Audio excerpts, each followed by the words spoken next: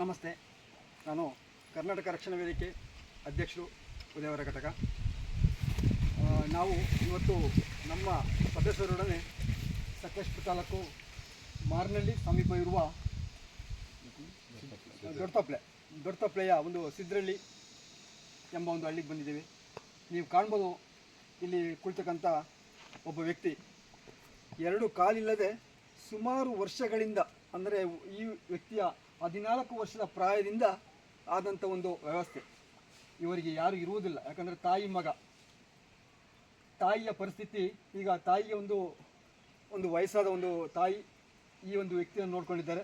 ಅದೇ ರೀತಿ ನಾವು ಈ ದಿನ ಈ ಒಂದು ಗ್ರಾಮಕ್ಕೆ ನಮ್ಮ ಕರ್ನಾಟಕ ರಕ್ಷಣಾ ವೇದಿಕೆಯ ಸದಸ್ಯರಾದ ನಮ್ಮ ರಾಕೇಶ್ ರವರು ಸಹ ನಮ್ಮ ಜೊತೆ ಬಂದಿದ್ದಾರೆ. ಇವರು ನಮ್ಮ ರಾಕೇಶ್ ರವರು, ನಾವು ಯಾವತ್ತೂ ಸಹ ಇಂಥ ಒಂದು ಕಡು ಬಡವರು ಹಾಗೂ ಅಂಗವಿಕಲರು ಹಾಗೂ ದೃಷ್ಟಿಯಿಂದ ಯಾರೇ ಆಗಿದ್ದರೂ ಸಹ ನಾವು ಕೂಡಲೇ ಅಲ್ಲಿ ಹೋಗಿ ವೈರಲ್ ಮಾಡುವುದು ಮತ್ತು ಅವರಿಗೆ ಬೇಕಾದಂಥ ಸಹಾಯ ಮಾಡಲು ನಾವು ಮುಂದಿದ್ದೇವೆ. ಇದೇ ರೀತಿ ನಮಗೆ ಈ ಒಂದು ಸ್ಥಳೀಯರಿಂದ ಕರೆ ಬಂದು ನಾವು ಇವತ್ತು ಈ ಗ್ರಾಮಕ್ಕೆ ಬಂದಿದ್ದೇವೆ. ಅದೇ ರೀತಿ ಯುವ ಘಟಕದ ಅಧ್ಯಕ್ಷ ಉದಯವರ ಘಟಕ ರಾಹುಲ್, ಇವರು ಸಹ ನಮ್ಮ ಜೊತೆ ಇದ್ದಾರೆ.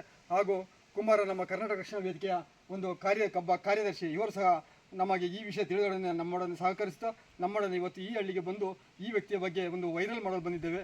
ಈ ವ್ಯಕ್ತಿ ನೀವು ಕಾಣ್ಬೋದು ಸ್ನೇಹಿತರೆ, ಪ್ರತಿಯೊಂದಕ್ಕೂ ನಾವು ಒಂದು ಸಮಾಜ ಸೇವೆಯಲ್ಲಿ ಸಹಾಯ ಮಾಡುವುದು, ಡೊನೇಟ್ ಕೊಡುವುದು, ಇದು ಪ್ರತಿಯೊಂದು ಕಾರ್ಯಕ್ರಮದಲ್ಲಿ ಇದ್ದಿದೆ.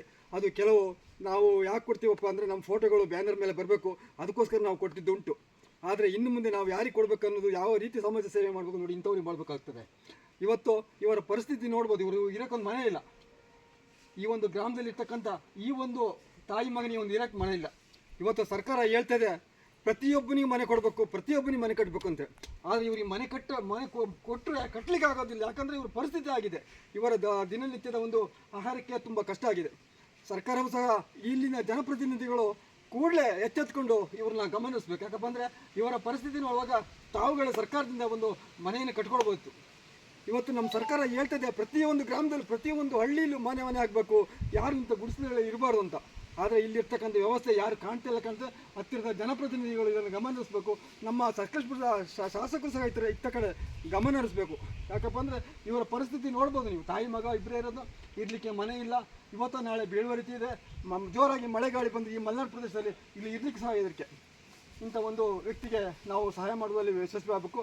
ಹಾಗೂ ಬೆಂಗಳೂರಿನಲ್ಲಿರ್ತಕ್ಕಂಥ ಪುಟ್ಟಲಕ್ಷ್ಮಿ ಟೀಮ್ ಸಹ ಇದ್ರ ಬಗ್ಗೆ ಗಮನ ಹರಿಸಿದ್ರು. ಅವರು ಸಹ ಮೊನ್ನೆ ಕರೆ ಮಾಡಿ ಹೇಳಿದರು ಕೂಡಲೇ ಹೋಗಿ ಬನ್ನಿ ಅಂತ. ಅದೇ ರೀತಿ ಇವತ್ತು ನಾವು ಈ ಗ್ರಾಮಕ್ಕೆ ಬಂದು ಈ ಒಂದು ವ್ಯಕ್ತಿಯ ಬಗ್ಗೆ ಒಂದು ವೈರಲ್ ಮಾಡ್ತಾಯಿದ್ವಿ.